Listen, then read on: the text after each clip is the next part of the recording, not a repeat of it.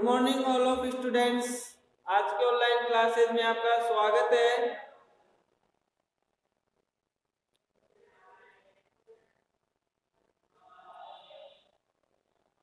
आप सभी सुन पा रहे हैं मुझे?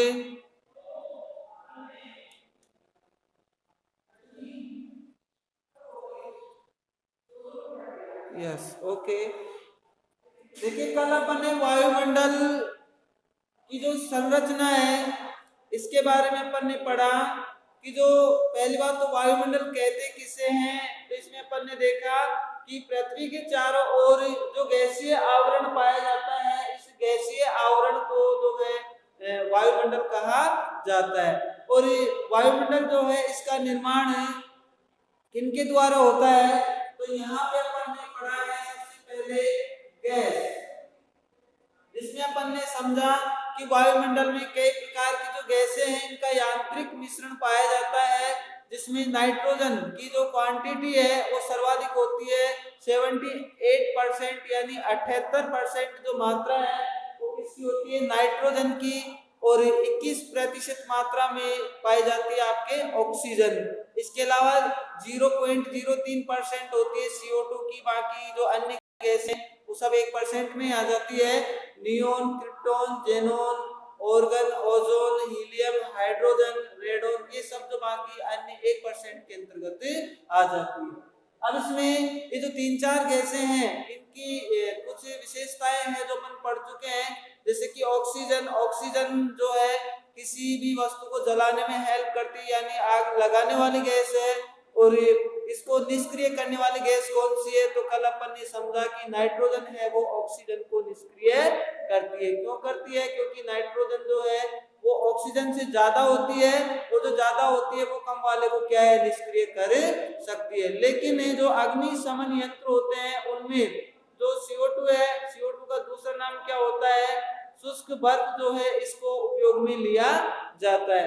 फिर अपन ओजोन के बारे में पढ़े कि ओजोन गैस जो है ये समताप मंडल में पाई जाती है। और ओजोन का मुख्य कार्य क्या होता है कि यह एक पृथ्वी का सुरक्षा कवच होती है, जो कि सूर्य से आने वाली घातक एवं हानिकारक जो पराबैंगनी किरणें हैं इनको अवशोषित करके उस किरणों को जो है धरातल पर आने से रोकती है। तो यहाँ तक अपन ने समझ लिया था। और आपको इस गैसों में मैं आपको CO2 के बारे में अलग से भी बता चुका हूँ कि जो CO2 गैस होती है यानी कार्बन डाइऑक्साइड जो गैस होती है ये किसके लिए जिम्मेदार होती है, हरित गृह प्रभाव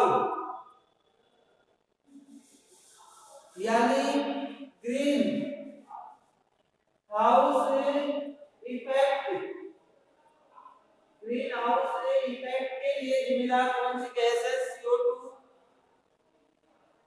इसे इसके द्वारा कांच नल यानी कांच नल, देखिए कैसे ग्रीन हाउस इफेक्ट या हरित गृह प्रभाव ये क्या होते हैं। तो मैंने आपको कल इसके बारे में विस्तार पूर्वक समझाया कि जैसे धरातल है,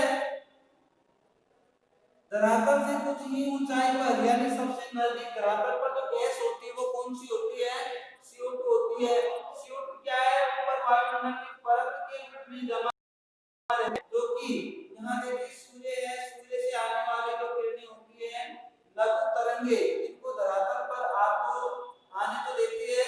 यानी कह सकते हैं कि जो परत है CO2 की, ये जो CO2 गैस की परत है ये सूर्य से आने वाली जो लघु तरंगे हैं इनके लिए क्या होती है, पारगम्य।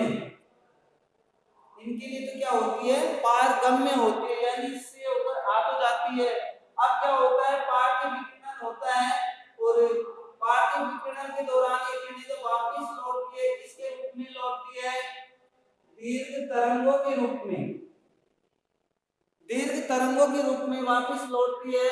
लेकिन क्या होता है कि जो CO2 गैस की परत होती है इसको यहाँ से बाहर नहीं जाने देती, यानी इस टेम्परेचर को बाहर नहीं जाने देती है, जिसके कारण ये टेम्परेचर यहाँ की वायु क्या करता है, गर्म करने लगता है। अब जब वायुमंडल गर्म हो जाता है तो इस वायुमंडल के संपर्क में आने वाला जो धरातल है वो भी धीरे धीरे गर्म होता जाता है, जिसके कारण जो टेम्परेचर में क्या होने लगती है, वृद्धि होने लगती है। यानी जो ये CO2 गैस है एक कांच घर का कार्य करती है। अब कांच घर क्या होता है, तो इस कांच घर के बारे में भी मैंने कल आपको समझाया था। देखिए कांच घर क्या होता है, एक बार और समझ लेते हैं।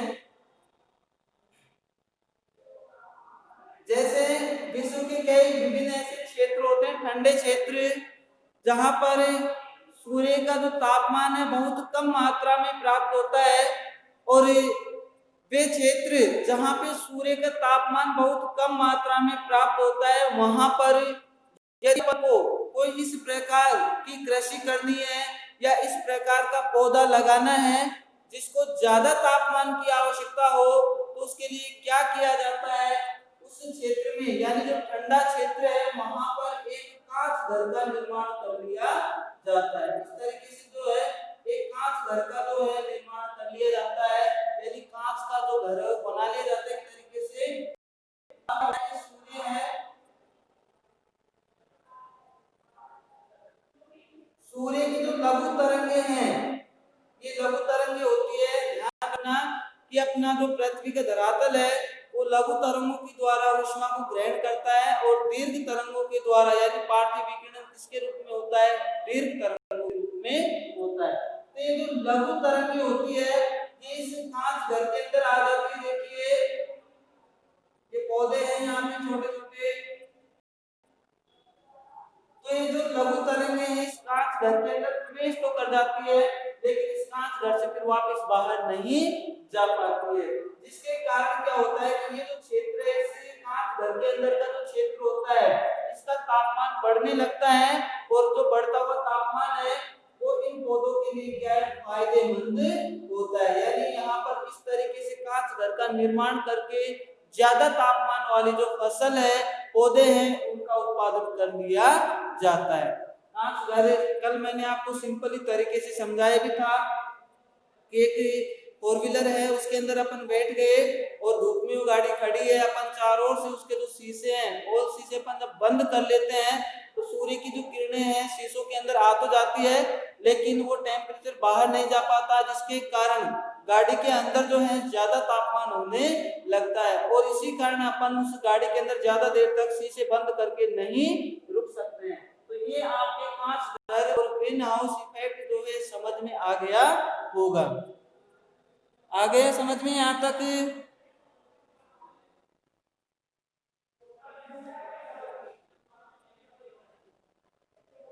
जल्दी बताएं।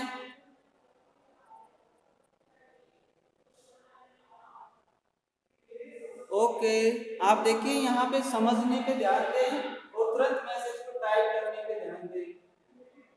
चलो आगे बढ़ते हैं अपन।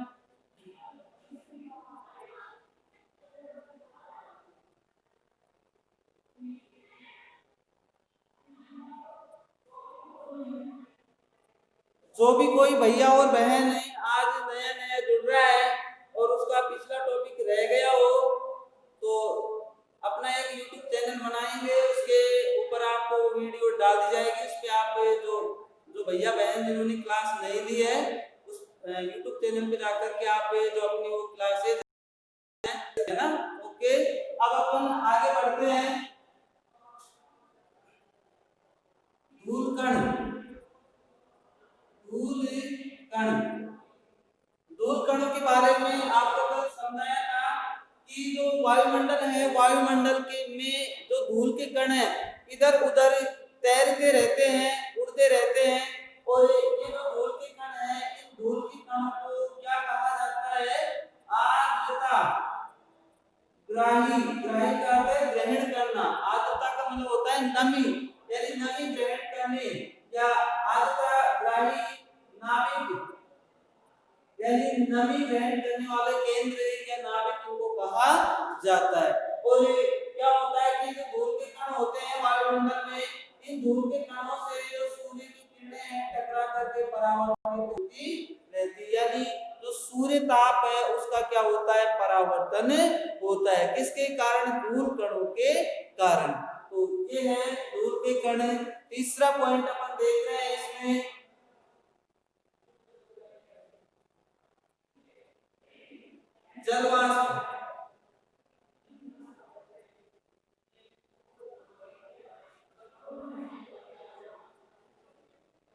जलवाष्प, देखिए जलवाष्प आप सभी जानते हैं कि सूर्य ताप के द्वारा जो जल है, पानी है, वो वाष्प के रूप में चेंज होता है, इसी को जलवाष्प के नाम से जाना जाता है। और ये जो अपना वायुमंडल है, इस वायुमंडल में औसतन रूप से जलवाष्प की मात्रा हमेशा कितनी रहती है? 2% जो है औसत रूप में जो है जलवाष्प की मात्रा वायुमंडल में पाई जाती है। और अधिकतम कितनी हो जाती है? तो लास्ट अधिकतम कितनी हो सकती है? 5% जो है वायुमंडल में जो जलवाष्प है इसकी मात्रा अधिकतम रूप से 5% जो जलवाष्प की मात्रा है वो वायुमंडल में पाई जाती है। तो ये है जलवाष्प। और जलवाष्प का कार्य क्या होता है? देखिए जलवाष्प क्या करता है? जो सूर्य ताप होता है, सूर्य ताप, इसका क्या करता है? अवशोषण, यानी जलवाष्प जो है सूर्य ताप का अवशोषण कर लेती है। और इसके कारण जो है बाद में अपन देखते हैं कि वर्षा वगैरह जो होती है तो ये जो ऊष्मा है गुप्त ऊष्मा के रूप में वापस से मुक्त हो जाती है। तो ये है तीन पॉइंट आप ध्यान रखेंगे। वायुमंडल जो है, वायुमंडल की संरचना में क्या क्या पढ़ा अपन ने? सबसे पहले वायुमंडल का अर्थ, इसके बारे में अपन संरचना पढ़ रहे हैं। तो सबसे गैस, क्योंकि वायुमंडल की संरचना मुख्य रूप से गैस, धूलकण और जलवाष्प के द्वारा ही होती है। तो गैस पढ़ चुके, धूलकण पढ़ चुके हैं और जलवाष्प भी अपन पढ़ चुके हैं। अब अपन अपनी जो क्लास है इसको आगे बढ़ाते हैं वायुमंडल की परतें।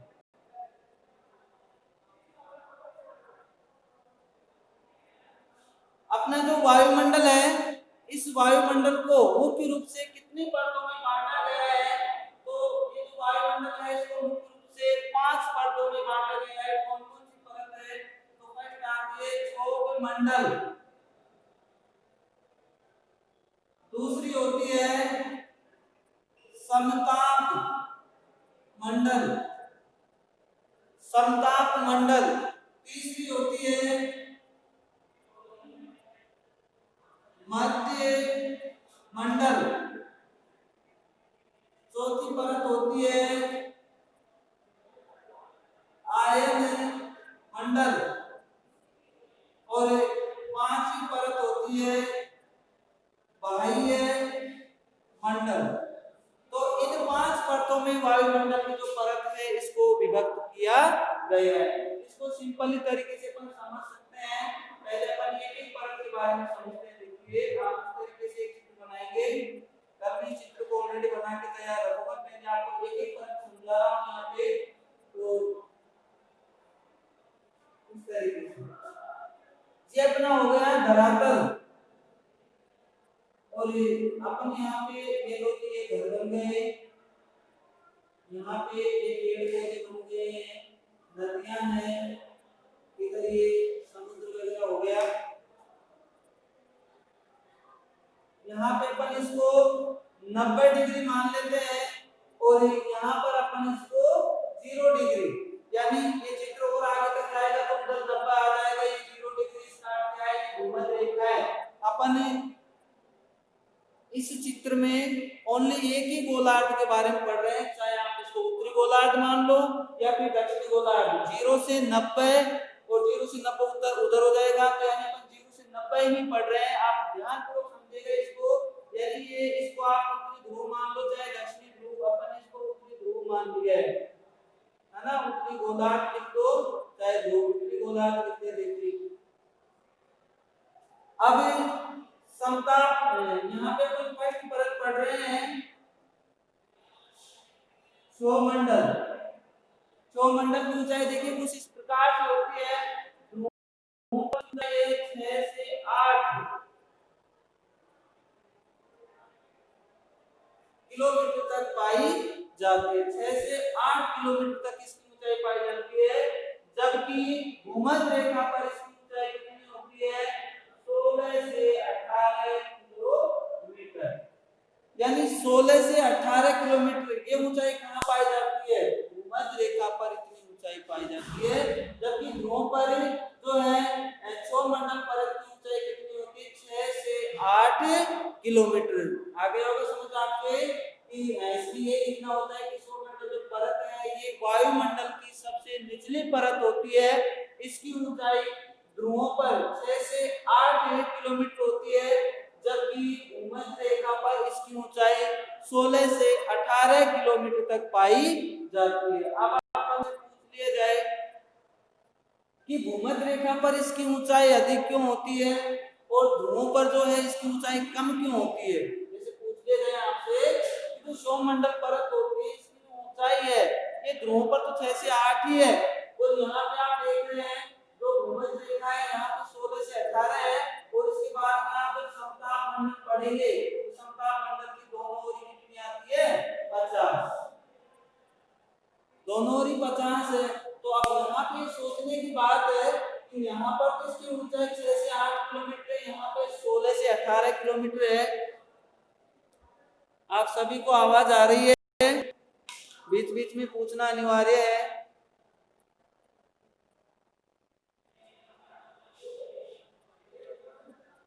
यस, ओके, चलो आगे बढ़ते हैं।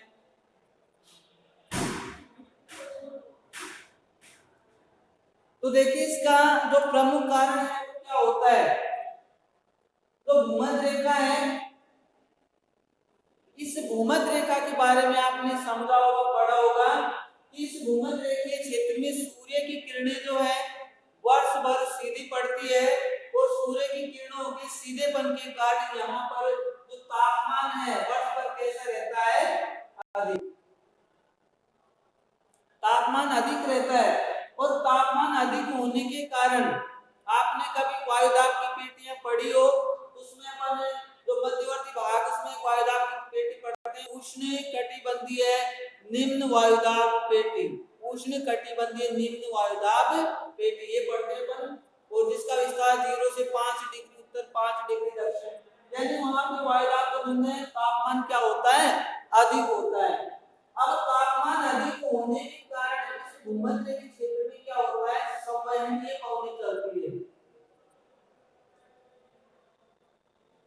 संवहनीय पवन, संवहनीय पवन कैसे चलती है, ऊर्ध्वाधर यानी ऊपर की ओर, ऊपर की ओर चलती डायरेक्ट, ऐसे क्षैतिज न चलकर ऊपर की ओर ये पवनें चलती है, जिसके कारण ये जो संवहनीय पवनें हैं वायुमंडल की इस क्षोभमंडल परत को, ये क्षोभमंडल है,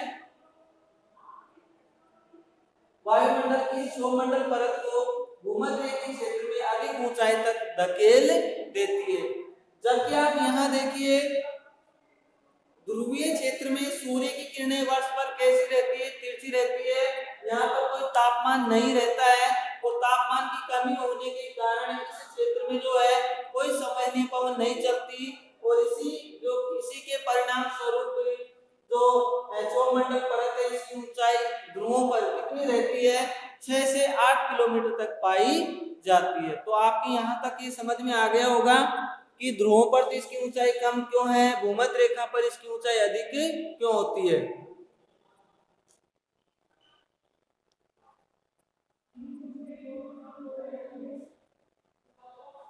हाँ जी, आ गए यहाँ तक। चलो आगे बढ़ते हैं। तो इसमें अपन क्या करते हैं, सबसे पहले कि वायुमंडल में अपन जो परतें पढ़ रहे हैं इसमें सौरमंडल परत पढ़ रहे हैं। यह वायुमंडल की सबसे निचली परत होती है जिसकी ऊंचाई भूमध्य रेखा पर देख रहे हैं अपन 16 से 18, जबकि ध्रुवों पर 6 से 8 किलोमीटर तक होती है। और अब क्या पढ़ते हैं, वायुमंडल की इस परत में, वायुमंडल की इस परत में मौसम संबंधित घटनाएं, यहाँ लिख देता हूं मैं, वायुमंडल की इस परत में मौसम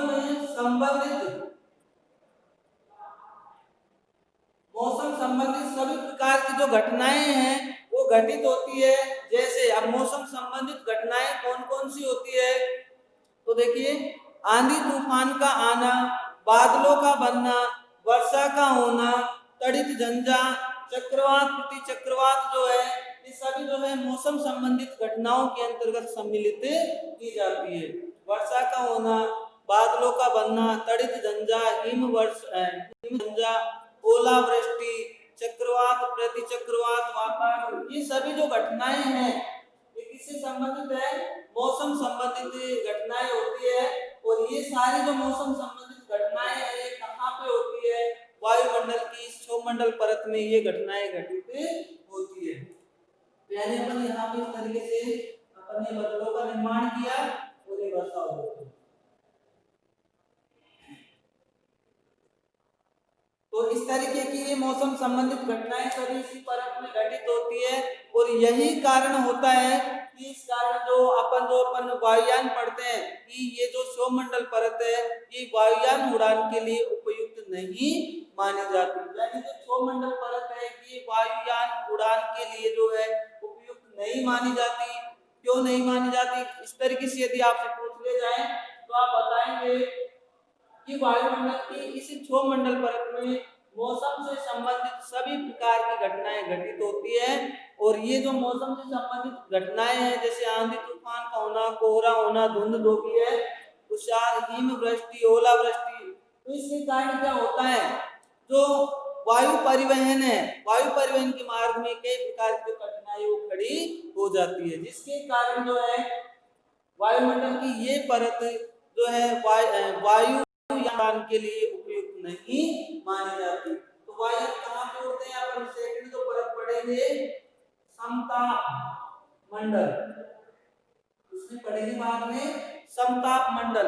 यानी समताप मंडल जो परत इसमें तापमान समान रहता है और तापमान समान कहाँ रहेगा? इस भाग में रहता है जो अपन बाद में पढ़ेंगे। लेकिन इसमें जो आपको बताना चाह रहा हूँ कि समताप मंडल में किसी प्रकार की मौसम संबंधित घटना घटित नहीं होती है जिसके कारण ये परत जो है वायुयान उड़ान के लिए क्या है उपयुक्त मानी जाती है। तो अपन इसको बाद में पढ़ेंगे, पहले इसके बारे में पढ़ रहे सौमंडल।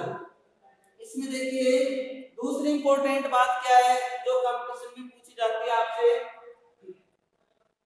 ये जो सौमंडल परत होती है इसमें ऊंचाई को जाने पर यानी इस तरीके से ऊंचाई को जाने पर जो है तापमान तापमान में क्या होने लगती है?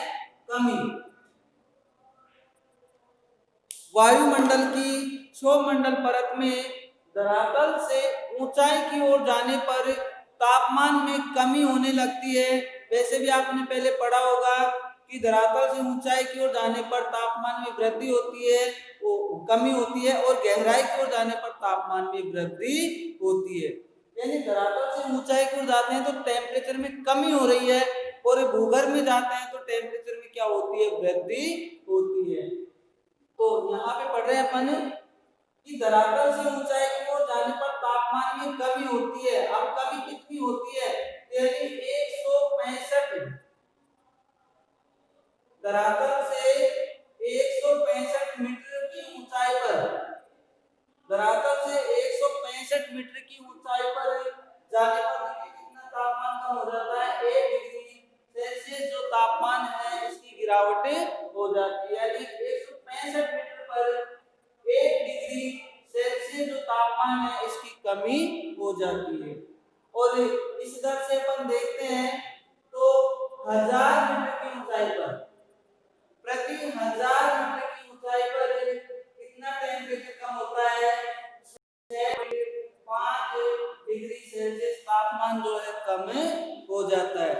ये कंपटीशन में पूछा हुआ क्वेश्चन है, आपको कभी डायरेक्ट ऐसे पूछ लेता है कि वायुमंडल में सामान्य ताप पतन दर क्या है? सामान्य ताप पतन, पतन का अर्थ होता है तापमान की गिरावट। यानी वायुमंडल में ऊंचाई को जाने पर सामान्य ताप पतन दर क्या होती है? यानी तापमान में गिरावट की दर क्या होती है ऊंचाई की ओर जाने पर? तो आप यहाँ पे बताएंगे कि प्रति 165 मीटर की ऊंचाई पर 1 डिग्री सेल्सियस, ये ऑप्शन में होगा आपके।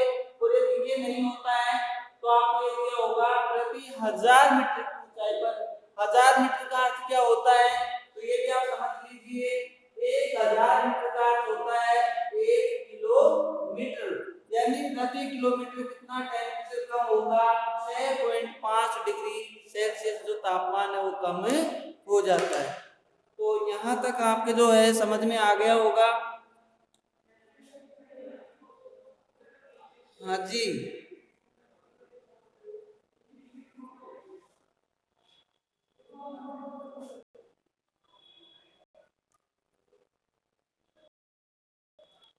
ओके। एक बार चेक कर ले कितने स्टूडेंट जुड़े हुए हैं। 17।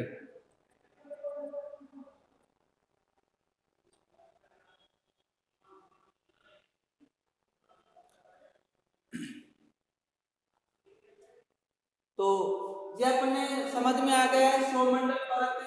अब इसमें देखिए आगे एक लैंग्वेज और समझा दे इसमें। अपन ये समता मंडल को पढ़ेंगे इससे पहले एक और बात समझ लीजिए। इसमें दो आता है, इसमें देखिए 6 भी आ रहा है और 8 भी आ रहा है। ये 6 से 8 और इधर 16 से 18 इस तरीके की सी लैंग्वेज आ रही है। तो इसको समझने के लिए मैं आपको इधर एक छोटा सा चित्र बना रहा हूं, इसके द्वारा आप समझना इसको।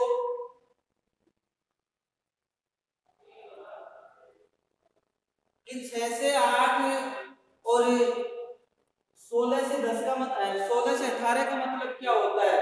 तो देखिए अपन यहाँ पे 3 लाइन बना है, तीनों को दर्शा दे एक साथ।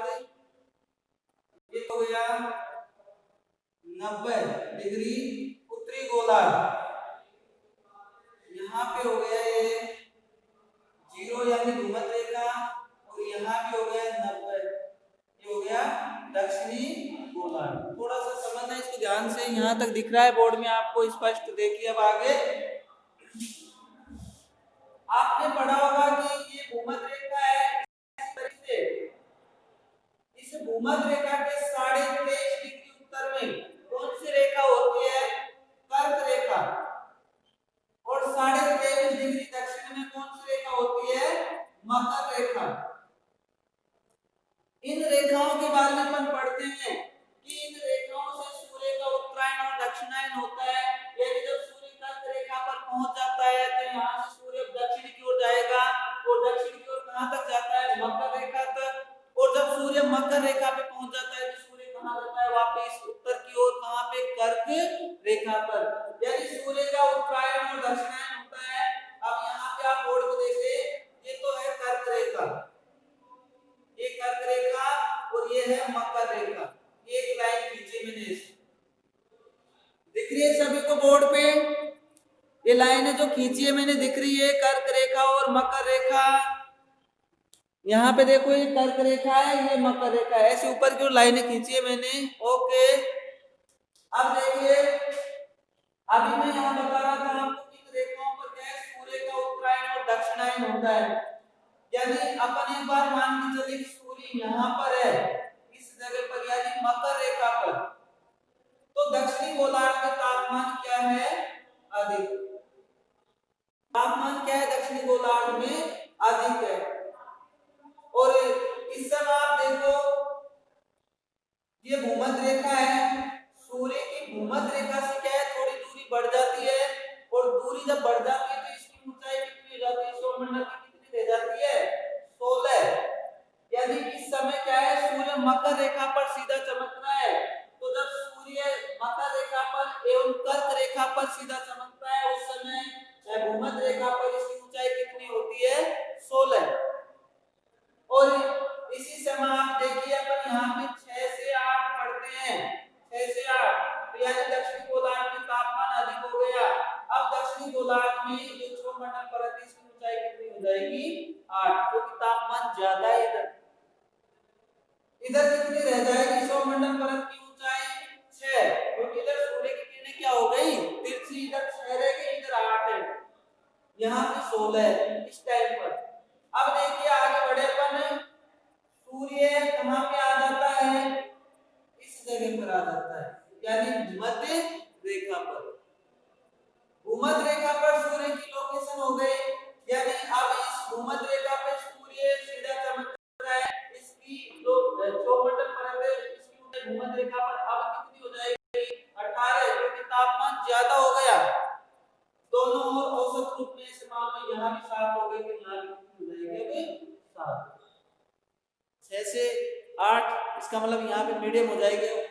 अब सूर्य यहाँ से अब कहाँ आ जाता है, मान लीजिए कर्क रेखा पर आ गया। कर्क रेखा पे सूर्य की लोकेशन हो गई, यानी उत्तरी गोलार्ध में तापमान ज्यादा हो गया। उत्तरी गोलार्ध में तापमान ज्यादा हो गया, ऊंचाई कितनी हो गई, 8, इधर क्या रह गई, 6।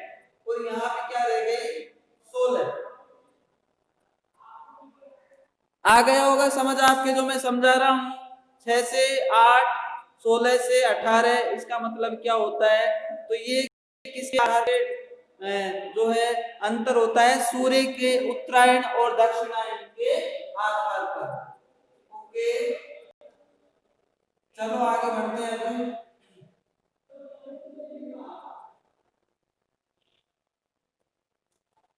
तो ये सौरमंडल है, इसके बारे में अपन ने समझ लिया है। एक बार और बोल देता हूँ कि सौरमंडल वायुमंडल की सबसे निचली परत है जो कि धरातल के सबसे नजदीक है। और वायुमंडल ये कंपटीशन में आता है कि वायुमंडल की सबसे निचली परत कौन सी होती है। यहाँ पे सब कंफ्यूज हो जाते हैं कि निचली परत कौन सी है। तो सबसे निचली परत है सौरमंडल। और आपको एक बात बताया CO2 ये क्या है? भारी गैस है। और जो भारी गैस होती है वो कहाँ पाई जाती है? धरातल के नजदीक। धरातल के नजदीक यानी सबसे नीचे कौन सी पाई जाएगी? CO2 ही पाई जाती है। जो उदाहरण दिया था, मुंह से अपन गुब्बारा फुलाते हैं तो उसको कितना भी डालो आप, नीचे आके बैठता है वो, है ना? क्यों? क्योंकि उसमें भारी गैस भरी हुई है। अब आगे देखिए आप, वायुमंडल की इस परत में सभी प्रकार की जो मौसम संबंधित घटनाएं हैं वो घटित होती है। जैसे आंधी तूफान का आना, बादलों का बनना, वर्षा का होना, हिमवृष्टि, ओलावृष्टि, तड़ित झंझा। तड़ित झंझा का अर्थ होता है बिजलियां जो चमकती है, तड़ित झंझा, हिम झंझा। और इसके अलावा और देखिए तो चक्रवात, प्रति चक्रवात आदि सारी जो घटनाएं हैं वायुमंडल की इस सौरमंडल परत में ही ये घटनाएं घटित होती है। इसके बाद में अपन आगे एक और इंग्लिश पढ़े अपन ने कि वायुमंडल की इस परत में ऊंचाई की ओर जाने पर तापमान में कमी होती है। प्रति 1 मीटर की ऊंचाई पर 1 डिग्री सेल्सियस तापमान कम हो जाता है। और इस दर से 1 किलोमीटर की ऊंचाई पर कितना कम हो जाता है? 6.5 डिग्री सेल्सियस जो तापमान है इसकी कमी हो जाती है। यहाँ तक आपको समझ में आ गया। अब आगे बढ़ते हैं। ये जो सौरमंडल परत होती है,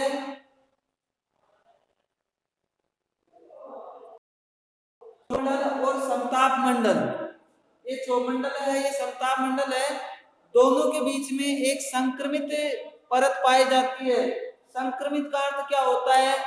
जिसमें दो प्रकार के गुण हो। यानी इन दोनों के बीच में जो ये मोटी परत है इसकी जो मोटाई है कितनी होती है? 1 से 1.5 किलोमीटर। 1 से 1.5 किलोमीटर इसकी मोटाई होती है। एक संक्रमित परत है जिसको अपन क्या कहते हैं?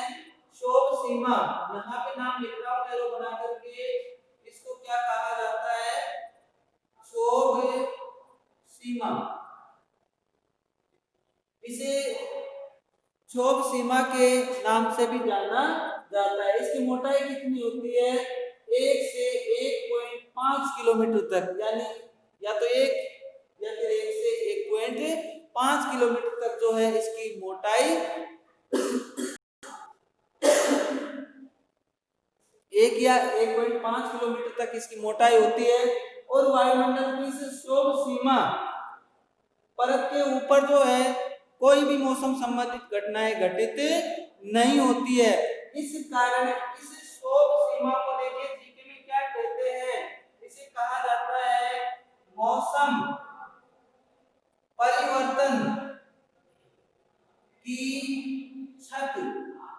एक क्वेश्चन है जीके में कि मौसम परिवर्तन की छत किसे कहते हैं? तो जो क्षोभ सीमा होती है इसे मौसम परिवर्तन की छत कहते हैं। क्यों कहते हैं? क्योंकि इस परत के ऊपर जो है कोई प्रकार की मौसमी घटना घटित नहीं होती। यानी मौसम संबंधित जितनी भी घटनाएं घटित होती है वो कहाँ होती है? क्षोभ सीमा के नीचे होती है, सौरमंडल में होती है। और इस क्षोभ सीमा से ऊपर कोई मौसम संबंधित घटना घटित नहीं होगी, जिसके कारण इसको मौसम परिवर्तन की छत कहा जाता है।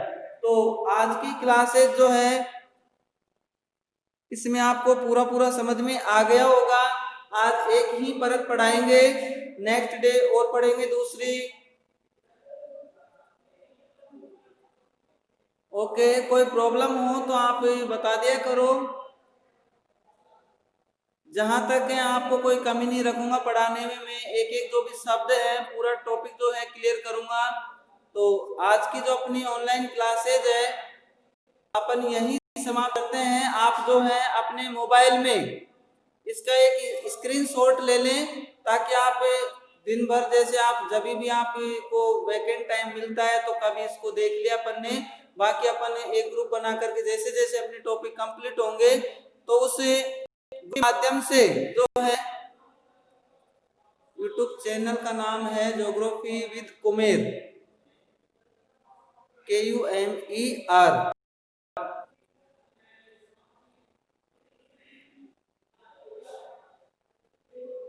ज्योग्राफी की मीनिंग जानते हैं आप, विद लिखना जानते हैं, इसके बाद में मेरा नेम आपके पास आ रहा होगा, यही है।